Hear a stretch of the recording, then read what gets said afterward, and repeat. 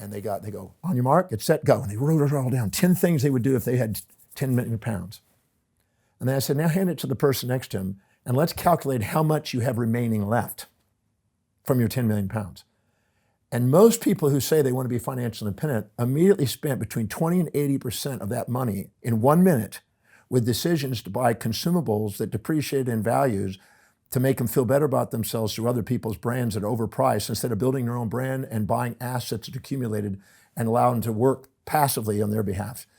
And as a result of it, they think they want to be financially independent, but they're actually wanting the lifestyles of the rich and famous that they're subordinating to, that they admire.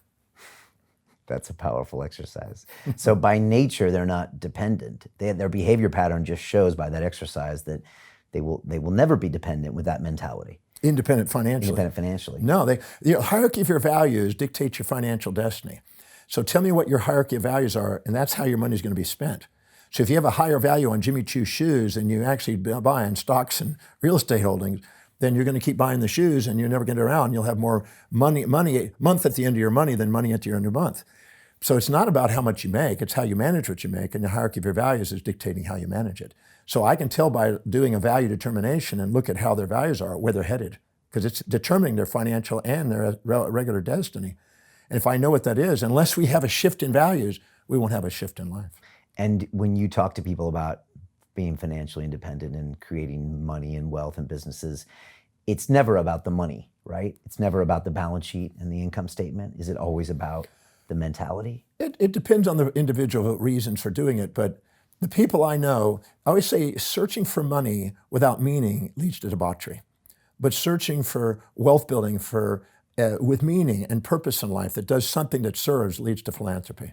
And I find that the people who are actually have meaning when they get financially independent, they don't stop. They keep doing something that's meaningful, that contributes to the planet on an ever-expanding scale. In the Book of Wealth by Hubert Hall Bancroft, 1895, when that book was published, is handed out to 400 of the most wealthy people on the planet. And it said there were 3 things common to wealthy people. One is that they felt by divine providence and human sovereignty that the individuals that were wealthy felt, in a sense, called or destined to serve vast numbers of people. And they were literally thinking, how can we make a contribution to the greatest number of people with resources we have today most efficiently? They also felt like they were there not to accumulate things just for the sake of pride, but to accumulate things to invest in the highest standards, which would literally move the economy up to standards instead of mediocrity. And they did that because it would raise the standards of everybody's jobs upward. And then they also had transcended the idea of a good and evil perspective. It was neither good nor evil. It was just a means of measuring the contribution of sustainable fair exchange in transactions that impacted a ripple effect into society. And that state of mind was a different state of mind than I got to get my first millions, and they're focused on the kind of a short-term immediate gratification system. Right, wow. So kind of like a higher purpose, giving value to a lot of different people. And then that last one is not one I would expect. There's not the good and evil, the good and bad. Yeah, well, anything that you infatuate with occupies space and time in your mind and runs you. Right. Anything that you resent occupies space and time in your mind and runs you. Anybody who's tried to go to sleep with an infatuation on their mind, it's hard to sleep. Or resentment on their mind, it's hard to sleep. Because it occupies space and time in your mind and creates electronic and molecular imbalances in the brain, trying to find balance at night. And so anytime you have those imbalances, it runs you. So if your money is seen as evil or seen as good, you got the fear and the greed kind of thing. And as Warren Buffett says, until you can manage emotions, don't expect to manage money. When you transcend that and see neither attachment on it and have no fear of loss or no fear of the gain, if you're infatuated with it, you'll fear its loss. If you're resenting it, you're going to fear its gain. If you love it, you've transcended it, and you realize what you can do with it, and you see it as a measuring mechanism of the contribution you can do that inspires you, that makes a difference in others.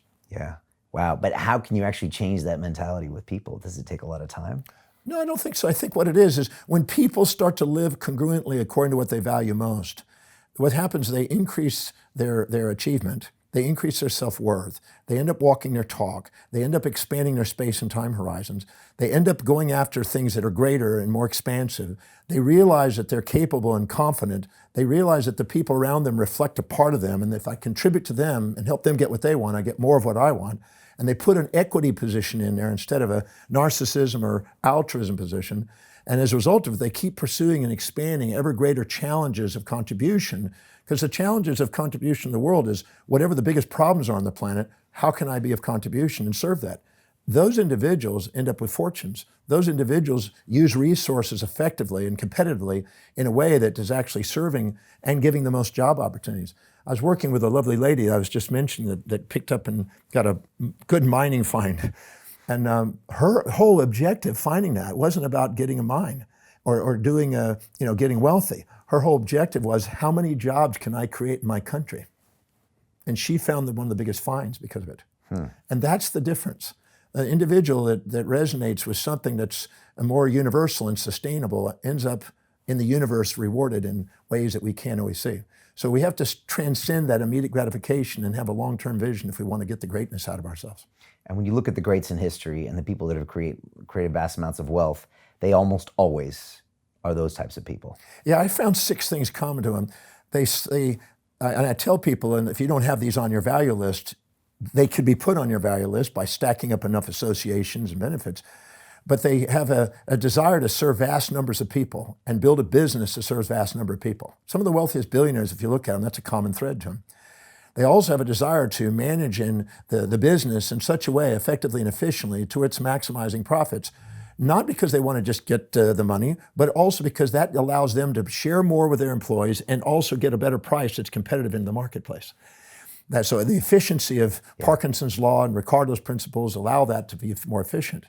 Then they go on to the next thing, they realize that they save a portion, an ever progressive portion of the profits, so they have a liquid reserve, so they're not emotionally unstable and making decisions out of impulse and instinct, but out of strategy.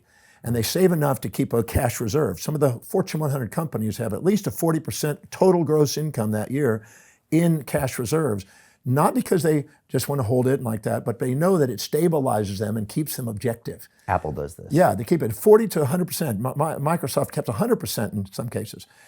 And then they go in and invest in ever greater degrees of leverage. So they learn the mastery and stair-stepping it. And they don't go in impulsively, gambling away. They go in there methodically, using their mathematics to their advantage to invest in things that are ancillary things that will allow the greatest growth and contribution. And then they accumulate the fortune, not because they need it for their ego, but because if they do, they attract more opportunity because money flows where it goes. And then they end up finding a legacy, creating a financial cause that leaves a legacy that contributes back, creative capitalism, as we could call it, and making sure it goes back, because eventually it's going to come from people and it's going to go back to people in the cycles of life. Right. So they're active about that. They're active about it. Is that like, Bill Gates and Warren Buffett giving it back to charity?